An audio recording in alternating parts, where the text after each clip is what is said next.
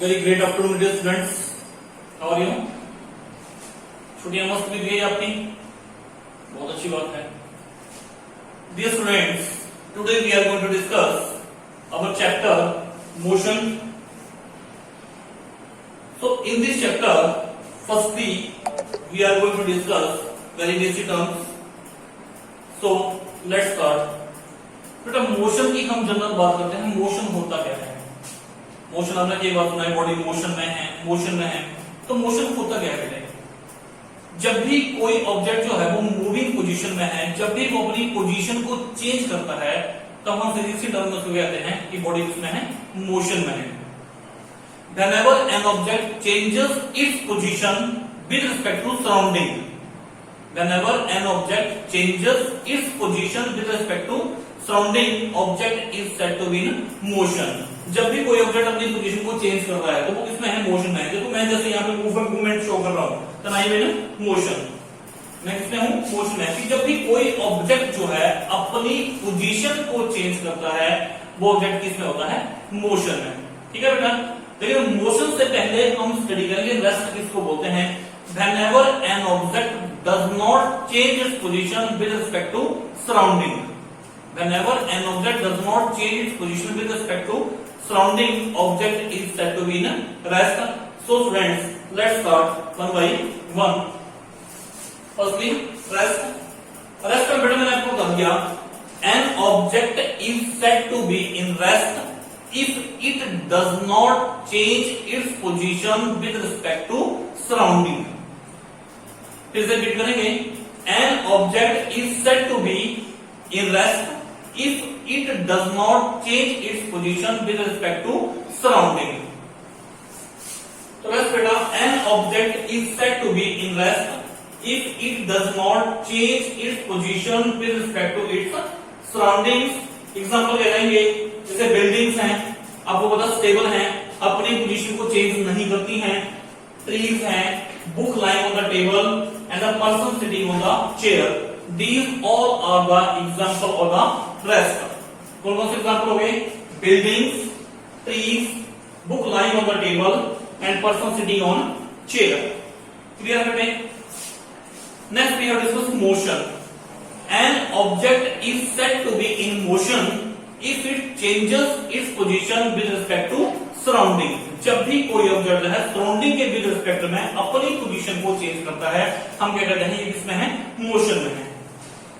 So you can see from here, an object is said to be in motion if it changes its position with respect to its surroundings।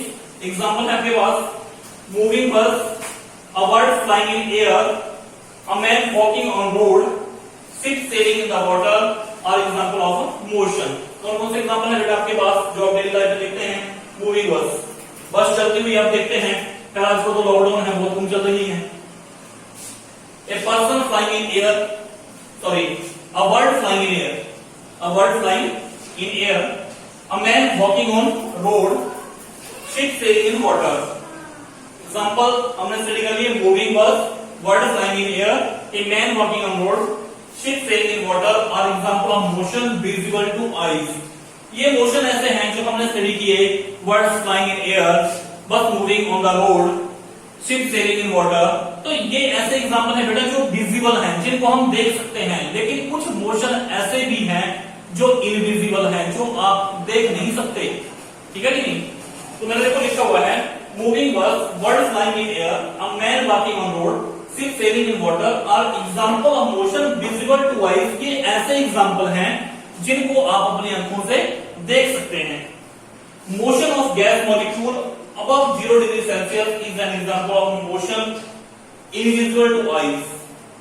Motion of gas molecule above 0 degree Celsius is an example of motion invisible to eyes। ये कैसा motion है जो इसको कैसा है? Invisible है। फिर से, motion of gas molecule above 0 degree Celsius, motion of gas molecule above 0 degree Celsius is an example of motion invisible to eyes. Next let's discuss point object.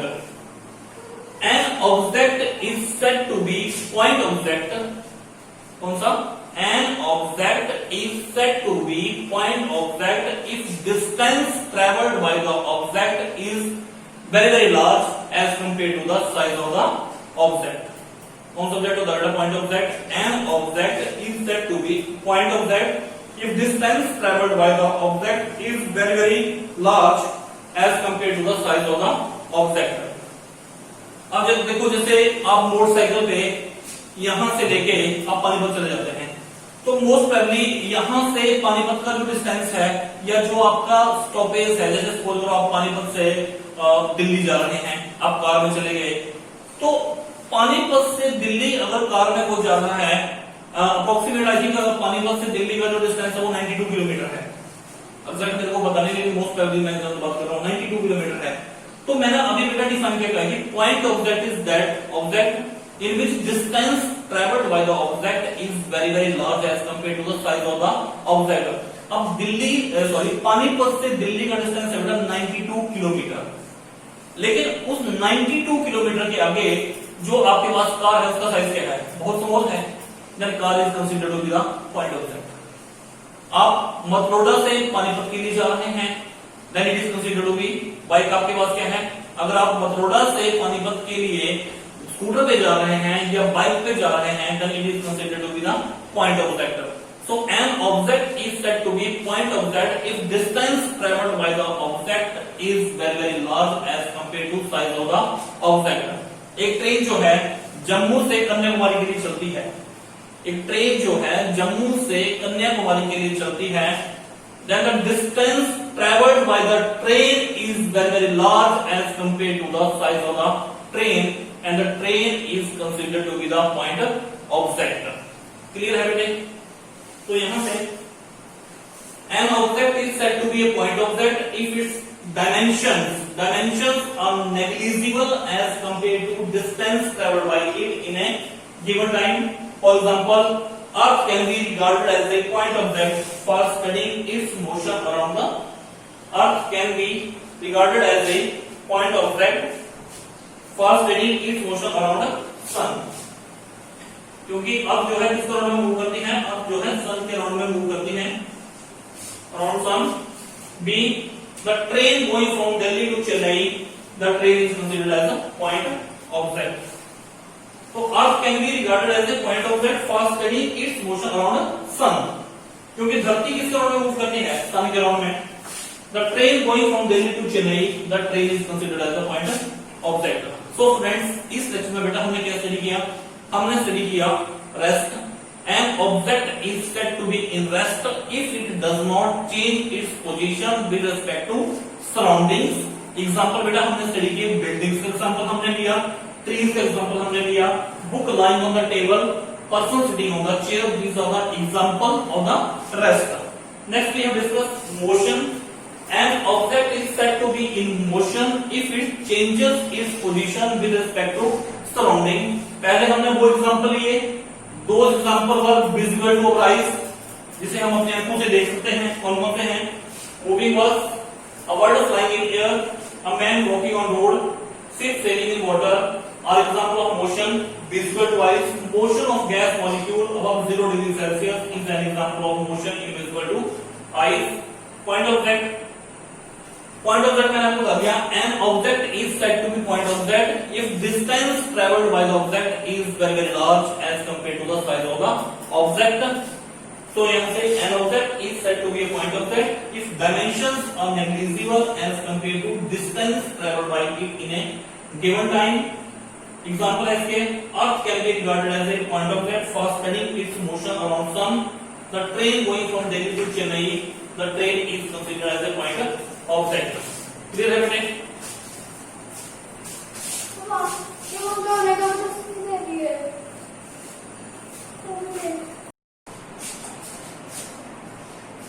तो बेटा अभी हमने क्या स्टडी किया? हमने स्टडी किया रेस्ट के बारे में, स्टडी किया मोशन के बारे में, स्टडी किया पॉइंट ऑब्जेक्ट के बारे में, स्टडी किया. Now we are going to discuss rest and motion are relative terms. हम क्या स्टडी करने जा रहे हैं? Rest and motion are relative terms. तो बेटा rest and motion are relative terms, देखो यहां लिखा है, ऐसा क्यों लिखा है? Rest and motion are relative terms mean object in one situation in motion and the same object in another situation is in rest. Clear है? Rest and motion are relative terms mean an object in one situation is in the state of rest but the same object in another situation is in motion. अब देखो आप सोचेंगे ऐसा कैसे हो सकता है। अब आप एक एग्जांपल ले लें, जैसे आप बस में बैठे हैं, ठीक है कि नहीं, जैसे आप स्कूल में आते हैं या स्कूल से जाते हैं या वैसे भी आपने ट्रैवलिंग की है बेटा, जैसे आप बस के अंदर बैठे हो तो बस के अंदर आप अकेले तो बैठे थे नहीं, बस के अंदर जो बाकी आपके फेलो पैसेंजर हैं उनके विद रिस्पेक्ट में आप भी बस में बैठे हैं, वो बाकी जो फेलो पैसेंजर हैं बेटे वो भी बस में बैठे हैं, तो आप सारे के सारे बस के अंदर किस पोजीशन में हैं? रेस्ट में हैं। किसमें हैं? रेस्ट में। आप सीट पे बैठे हैं, वो भी सीट पे बैठे हैं, ना आप अपनी पोजीशन चेंज कर रहे हैं ना वो अपनी पोजीशन चेंज कर रहे हैं। इट मींस क्या कि inside the bus all the passengers are in the state of the rest, but all the passengers which are sitting inside the bus are in the state of motion for the passengers, you can say all the passengers which are sitting inside the bus or train are in the state of motion with respect to the people या with respect to the other object which are outside the bus or train. क्योंकि you are in the state of rest for the fellow passenger, meaning you are in the state of the rest for those people who are sitting along with you in the train or bus, but you are in the state of motion for the people which are outside the bus. Clear है बेटे? तो same time पे आप किसमें हैं? Rest में हैं। किसके लिए? फेलो पैसेंजर के लिए। But the same time you are in the state of the motion for the people who are outside the bus और ट्रेन। क्लियर है बेटा? Okay, so let's start. Rest and motion are relative terms which mean an object in one situation can be at rest, but in another situation same object can be in motion. मैंने आपको समझा दिया कि rest and motion are relative terms which mean an object in one situation, कि एक situation में तो वो किसमें है? रेस्ट में है, लेकिन सेम ऑब्जेक्ट जो है वो दूसरी सिचुएशन में किसमें है? मोशन में है। एग्जांपल आपको, a passenger sitting in a moving train is at rest with respect to the fellow passenger, but at the same time he is in motion with respect to objects or outside a train. So the object may be at rest with respect to one object and at the same time it can be in motion with respect to another object. Hence rest and motion are relative terms. Clear है? A passenger sitting in a moving train is at rest with respect to fellow passenger. जो उसके fellow passenger हैं उनके साथ तो वो rest में है, but at the same time he is in motion with respect to objects outside train. So the object may be at rest with respect to one object and at the same time it can be motion with respect to another object. Hence rest and motion are relative terms. तो बेटा ये है आपका जो आज हमारा lecture लगा है, फर्स्ट लेक्चर है बिल्कुल मोशन के चैप्टर का। देखो मैंने यहाँ पे लिखा है बेटा फाउंडेशन फिजिक्स, हम बिल्कुल इसको बेसिक लेवल से एडवांस लेवल तक आप करेंगे। और एक चीज मैं 9th क्लास के स्टूडेंट्स के लिए बता दूं बेटा, 9th तक जो आपने साइंस पढ़ी है वो बिल्कुल बेसिक पढ़ी है, ये बहुत एडवांस में आएगी। तो फिजिक्स को बिल्कुल हल्के में लें, बहुत अच्छे से आप स्टडी करेंगे। आपको जो स्टूडेंट्स फ्यूचर में साइंस लेना चाहते हैं उनके लिए बहुत ही बेनिफिशियल रहेगा। तो हम इसको बेटा बेसिक लेवल से एडवांस लेवल तक स्टडी करेंगे। तो आज के चैप्टर में हमने क्या क्या स्टडी किया, अभी हमने जो लेक्चर दिया क्या क्या स्टडी किया। फर्स्ट हमने स्टडी किया rest. An object is said to be in the state of rest if it does not change its position with respect to surrounding. An object is said to be in state of rest if it does not change its position with respect to surrounding. Example area में building का example area, trees का example area. After that we have discussed about motion.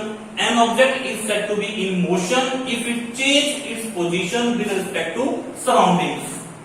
Clear? An object is said to be in motion if it change its position with respect to surrounding. ये example हमने study कर लिया, moving bus का example हमने ले लिया, flying birds का example हमने स्टडी किया यहाँ पे। After that we have discussed the point object. An object is said to be point object if the distance travelled by the object is very large as compared to the size of the object. An object is said to be point of that if distance traveled by the object is very large as compared to size of object। मैंने आपको example दिया, एक train है जम्मू से कन्याकुमारी में जा रही है, तो ट्रेन कैसी कंसीडर की जाएगी, पॉइंट ऑफ दैट। एक बस है पानीपत से दिल्ली के लिए जा रही है, क्या कंसीडर की जाएगी, पॉइंट ऑफ दैट। आप बाइक पे डिस्टेंस ट्रैवल करते हैं, 10-15 किलोमीटर डिस्टेंस ट्रैवल करते हैं, 5-10 किलोमीटर का लेते हैं, बाइक क्या कंसीडर की जाएगी, point of that. Now we have discuss after that rest and motion are relative terms. Rest and motion are relative terms which mean that an object in one situation is in the state of the rest, but the same object in another situation is in the state of motion। हमने example लिया, we are sitting in the bus and we are in the state of rest with respect to the fellow passengers। जो हमारे fellow passengers हैं उनके लिए हम किसमें हैं, रेस्ट में हैं, but we are in the state of motion for the people which are outside the bus, या you can say outside the train।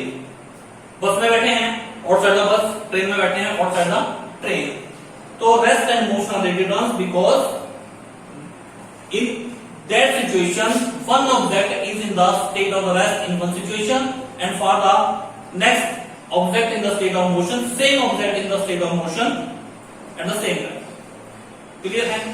Rest and motion are relative terms because in this case in one situation object in the state of rest, but in another situation same object in the state of the motion, and we have taken the example of a bus that the passenger which are sitting along with us are in the state of the rest, but we are, you can say all the passengers which are sitting inside the bus are in the state of motion for the people which are outside the bus।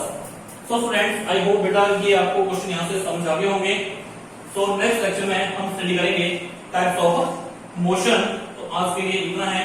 Okay friends, ये question करें, stay healthy stay safe बेटा। Okay, thank you, have a nice day.